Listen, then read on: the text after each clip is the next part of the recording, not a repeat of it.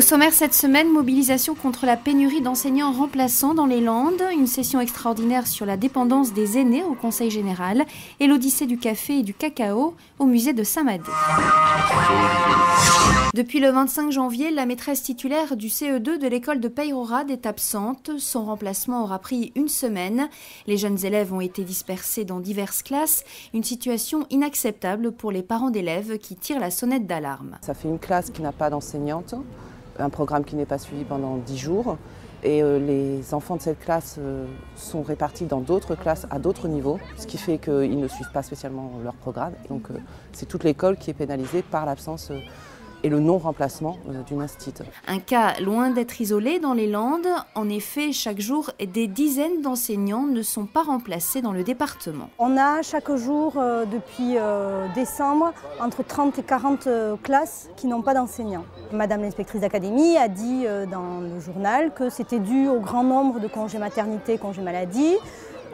C'est des choses qui s'expliquent, on n'est pas plus feignant qu'ailleurs, c'est prouvé par des statistiques. Simplement, on recrute des jeunes femmes de moins de 30 ans qui, heureusement, font des bébés. Qui plus est, un quart d'entre elles vivent dans les Pyrénées-Atlantiques et ont souvent 1h30 de route pour aller sur leur lieu de travail. Ça, c'est dû au nombre de suppressions de postes au niveau national qui bloquent les mutations des enseignants. Et on se retrouve avec un quart des enseignants landais qui n'habitent pas dans le département. Ces absences sont désormais systématisées à l'échelle nationale et chacun de pointer la cause profonde de cette situation, les suppressions massives de postes au sein de l'éducation nationale. Depuis 2007, c'est déjà 50 000 suppressions dans l'éducation nationale, plus les 16 000 à la rentrée prochaine. Et maintenant, on s'attaque au premier degré. C'est plus difficile d'accueillir les enfants parce qu'on n'a pas de pions non plus pour les surveiller. Il faut forcément dispatcher dans les classes. Donc c'est les autres classes qui se retrouvent perturbées où on ne peut plus parler de continuité pédagogique.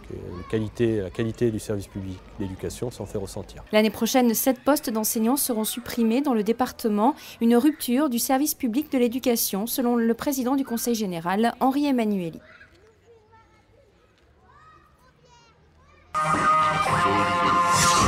Dans les Landes, 40 000 personnes sont âgées de plus de 75 ans. Parmi elles, 30% sont prises en charge au titre de la dépendance.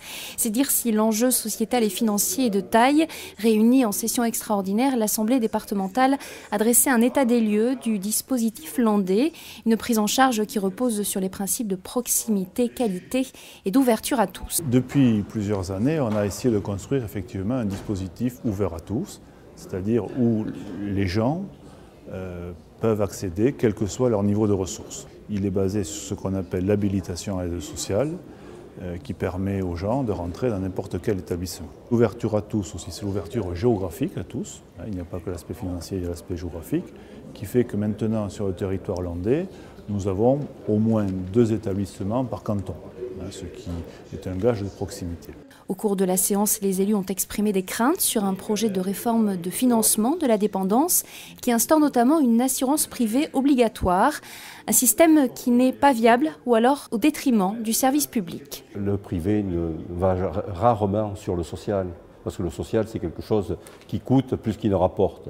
Donc je veux dire, c'est pas un secteur qui, à mon avis, sera investi. Ou alors, s'ils investissent ce secteur-là, ça va sur des secteurs qui ne sont à ce moment-là des établissements, par exemple, à but lucratif, mais qui ne correspondent pas du tout à ce qu'aujourd'hui attendent la grande majorité de nos retraités et des personnes âgées.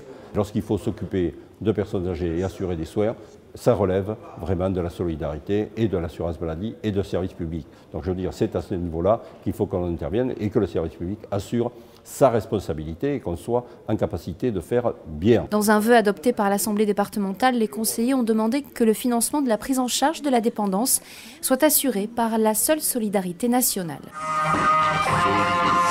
Là, on a un prêt de l'Élysée, puisque c'est le service à café qui a servi du temps de la présidence de François Mitterrand. Des réalisations fleuries de l'art nouveau à une vaisselle plus contemporaine, le musée départemental de Saint-Madé propose une promenade au cœur des boissons exotiques et des beaux services.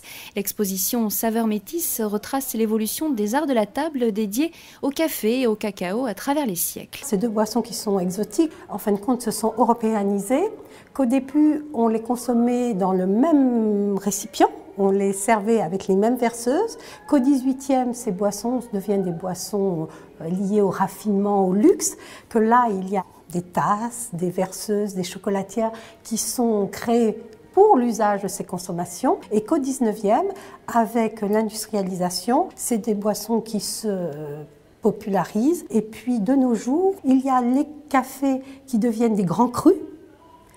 Il y a le chocolat, on voit quelques pièces de designers qui retravaillent des chocolatières avec des moussoirs.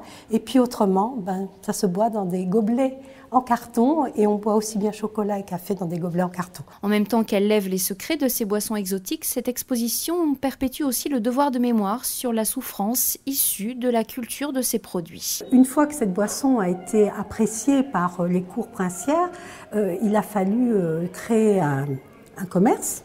Et ce commerce a pu se faire par le biais de l'esclavage.